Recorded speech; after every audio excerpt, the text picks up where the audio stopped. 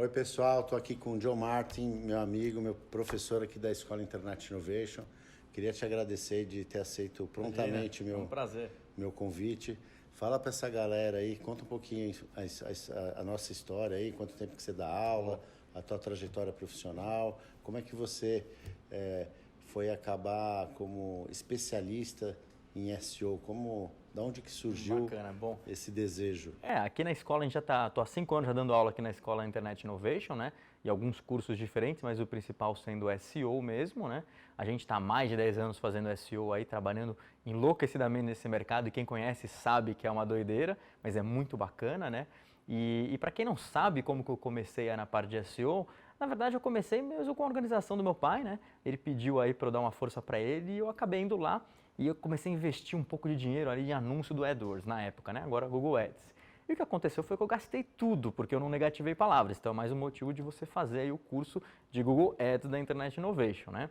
Mas eu não conseguia, não ia ter coragem de falar isso pro meu pai, Fabinho. Fala, puta, eu gastei toda a grana que você me deu aqui né? Então o que eu fiz? Eu falei, eu preciso de alguma maneira trazer tráfego orgânico para cá, para esse site. E aí eu comecei a aprender todos os recursos necessários para trazer esse tráfego orgânico. Ou seja, de uma maneira geral, eu aprendi na necessidade. E aí, com o tempo, foi evoluindo e eu acabei tendo mais aprendizado, conhecendo mais. E alguns amigos pediram para eu ajudar eles em outros sites. E aí, eu acabei ajudando um aqui, outro ali. Quando eu vi, eu já estava com uma agência de SEO aí, atendendo o Brasil inteiro. E quando a gente fala de produção de conteúdo, né, que o SEO, para se posicionar, você tem que ter bastante conteúdo, né? Não necessariamente, tá? Mas o conteúdo ajuda bastante. E no final das contas, o que você tem que lembrar, marketing de busca existe porque as pessoas buscam, né? E as pessoas buscam hoje basicamente no Google. Mas assim como você tem busca no Google, você tem busca em outras ferramentas de pesquisa, assim como o YouTube. O YouTube é a segunda ferramenta de pesquisa. Então a gente tem que sempre lembrar que se existe busca, você pode criar conteúdo para aquela busca. E você enquadrando com essa intenção de busca do usuário, você vai estar se conectando com o seu usuário e talvez o seu potencial consumidor. E hoje você acha que é mais adequado fazer uma estratégia de conteúdo em vídeo ou em texto? É que assim, quando você cria, na minha visão, quando você cria uma estratégia de presença digital, muitas vezes você tem que estabelecer os princípios básicos. Então eu sempre acredito que você tem que fazer um site, você tem que ter um conteúdo mínimo no site, e aí você começa a partir para outras áreas. E aí depois você pode partir para vídeo, que é muito mais complexo, mas eu não tenho dúvida que hoje o vídeo é um dos tipos de conteúdo que vai ter uma grande demanda, porque as pessoas estão cada dia mais consumindo vídeo, seja do YouTube, da Netflix, etc, né? Mas assim, as pessoas estão consumindo vídeo por 1 milhão de fatores, porque hoje os celulares estão melhores, telas maiores, conexões, tanto Wi-Fi quanto até o próprio celular, o 4G, tá incrível. Então as pessoas consomem mais vídeo hoje em dia, que é um conteúdo muito mais fácil de assimilação. Então eu acredito muito no conteúdo de vídeo, eu acho que é o próximo patamar aí da otimização, é otimizar o seu conteúdo para vídeo, não importa se vai ser no YouTube ou qualquer outro tipo de canal, assim como o Instagram. Como que se posiciona num mercado que está altamente competitivo? Como é que se faz? Há jeito para isso? Né? É uma pergunta complicada, mas sempre há jeito. O que acontece é que você tem que fazer uma análise estratégica, né? Então, assim, se o mercado é muito competitivo, você tem que comer pelas beiradas.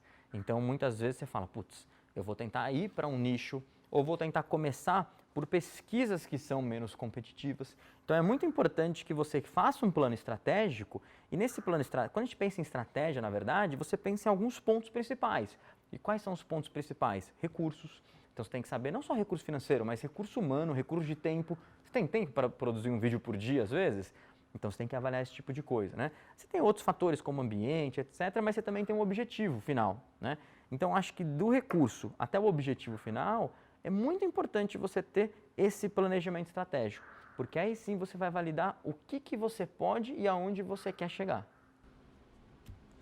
Agora uma outra pergunta, né, que é em relação ao Reclame Aqui. Quando você pesquisa o nome de uma empresa, o Reclame Aqui está sempre bem ranqueado na primeira posição. Na primeira ou na primeira, mas na segunda, vai. Ou na segunda, né? Tem a tua empresa e o Reclame Aqui embaixo.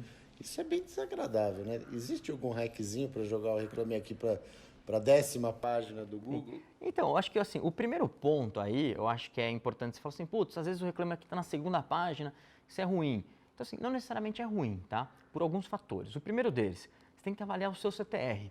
Então, só vou dar um exemplo. Eu já vi empresas que reclamam do Reclame Aqui na segunda posição, mas o CTR, a taxa de clique no resultado da própria organização, que é o primeiro lugar, é altíssimo, é em torno de 80%. Então, quando você está falando o seguinte, putz, só o primeiro lugar orgânico tem 80%, e aí provavelmente os anúncios têm mais um pouquinho ali, o que está acontecendo? Ninguém clica no Reclame Aqui. Então, aquilo não é um problema efetivo, tá? Em alguns casos, aquilo pode ser um problema efetivo. Então, para você descobrir, primeiro você tem que analisar. Depois de análise, você vai para o segundo ponto. Ah, aquele Reclame Aqui me incomoda, né? Então, o primeiro ponto, eu acho que o Reclame Aqui, ele é a intenção de busca. Então, quando o usuário pesquisa uma empresa, é normal que ele também pesquise os problemas dessa empresa. Por isso que aparece aquilo. Agora, existe forma de tirar o Reclame Aqui? Eu acho que a gente não deve pensar dessa maneira, eu quero tirar o Reclame Aqui. Mas deve ser visto como uma coisa ruim também, né? Porque se essa empresa responde tudo direitinho. Sim, tal, então assim, aquilo, normal, né? quando o usuário entra lá, vai ver que ela tem uma nota boa. Então você tem que trabalhar em conjunto o Reclame Aqui. Mas muitas vezes o Reclame Aqui está em segundo porque a organização não faz um trabalho bem feito com os canais que deveriam ser os óbvios para o resultado da pesquisa dela. Então, por exemplo, qual o trabalho que você faz no Twitter? Qual o trabalho que você faz no Instagram? Qual o trabalho que você faz no Facebook? O que acontece, Fabinho? De uma maneira geral, às vezes a empresa pega e ela acaba só replicando a informação.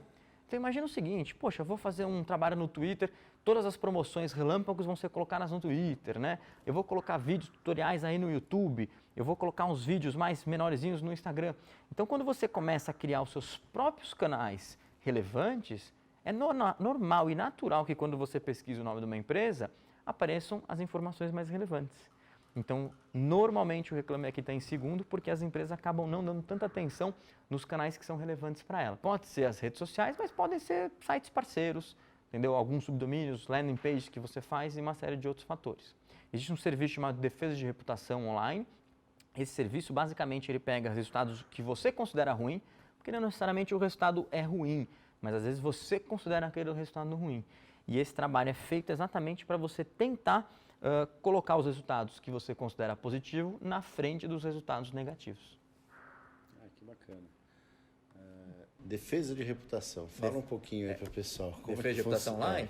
Defesa de reputação online, o que é, como é que funciona? A defesa de reputação online, na verdade, ela é um serviço que já existe há muito tempo, né? E você tem, de um lado, organizações e, do outro lado, pessoas físicas.